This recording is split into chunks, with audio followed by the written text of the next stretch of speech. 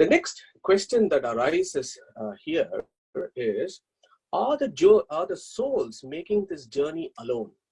Are they making this journey alone themselves, or along the way they have guides and helpers who take them in the right direction? So that is another key question that the Vedic philosophers have tried to answer. So as Abhijit is in the second slide, now it all boils down to this: the pre-creation and the creation stage. And about 6 weeks ago, we spent a lot of time talking about creation. We had 2 sessions on creation, the meaning of creation, the modes of creation, how does the matter come in, how does the souls come in, and so on. So that becomes reasonably important in our understanding of what is the role of the Devatas.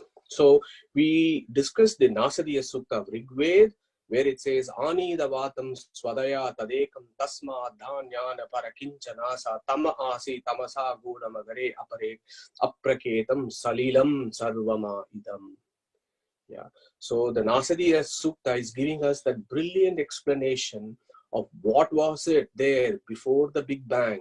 What was there in the Big Bang? Before that, there was this point of singularity, and this point of singularity was covered by darkness, and there was this guy who was sitting there, and the first line there, Ani Avatam Swadaya Tadekam. Ani Avatam. Avatam means, Vatam means air. Avatam means airless.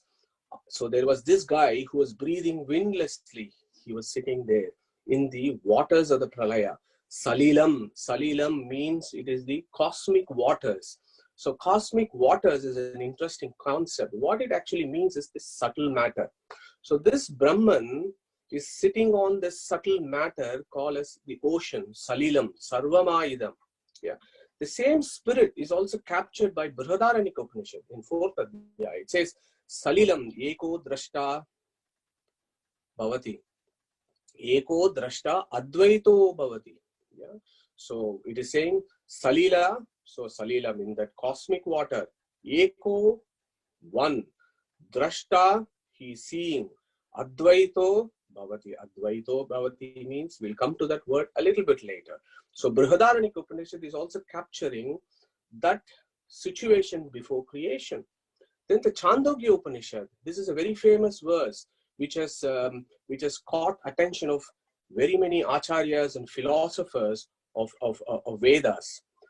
Sadeva Somya Idamagra Asid Ekameva Advitiyam. Okay. That word Ekam Eva Advitiyam. 3 words. And those 3 words, believe me, has resulted in volumes and volumes of writings by Shankara, Ramanuja, and Madhva, and others who have followed them. A lot of philosophical discussion has happened.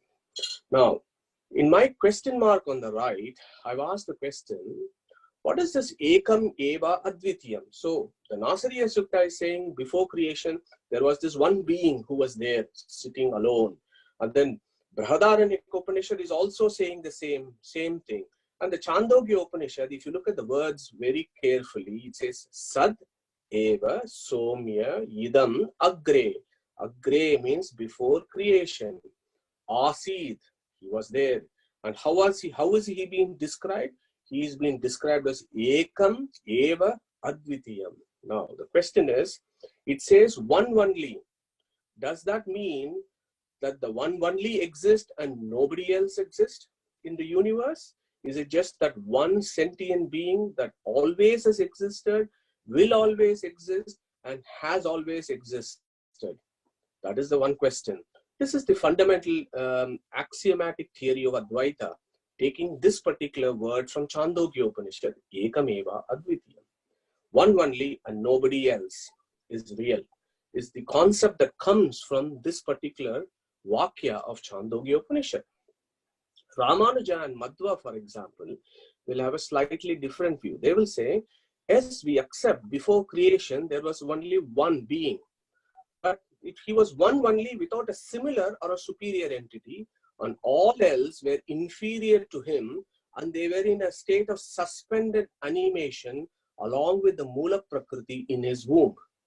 So that is the Dvaita and the Vishishta Dvaita view there.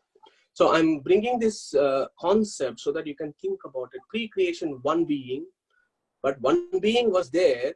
But what Ekameva Advitiyam means is that one being was there. That does not mean only one being, but others who are similar to him or superior to him do not exist. Everything is below him, and they all existed in the suspended animation. The reason why I point that that may be the view of the Vedic rishis is, if you look at the Svetasvatara Upanishad, it says, Na tat samashta abhi adhikashta drishyate. It says, Na tat sama. Sama means similar. Adhikashta means superior. Drishyate means seen. So Shvetashvatara Upanishad is very clear. It is saying there is nothing that is similar or nothing that is higher than this entity which has been described or seen in the Vedas. So he is the highest being and everything else is below him. Now, yes, the creation now happened. So once the creation happened, all the jivas that were there in the suspended animation along with the Mula Prakriti then came into being, and we discussed an hour and a half about this. So akamayat bahusyam prajaye iti satapo atapyata satapastaptva idam sarvam asrujata yedidam kincha tat srishtva tadeva anupravishata tat anupravishya satya tyacha abhavat, and it gives you a clear way in which creation has produced. This one being thought, let me create, and he just looked at it and the creation started. And then he created many, and then he said, let me get inside all my creation so that I can give them reality, I can give them functioning power, and I can sustain them.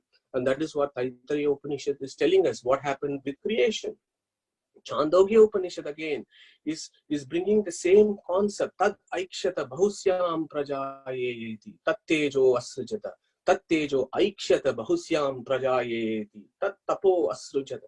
These are fantastic mantras that describe how this creation came about with all the jivas.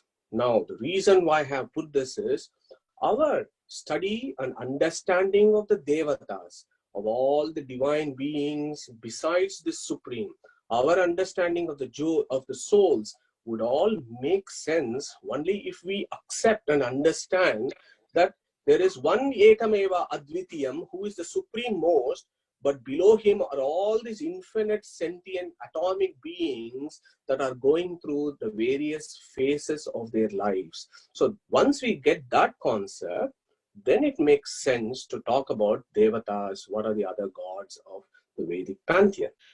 HinduKnowledgeAcademy.com will celebrate Vedic culture and present its philosophies to the modern Hindu in an accessible format.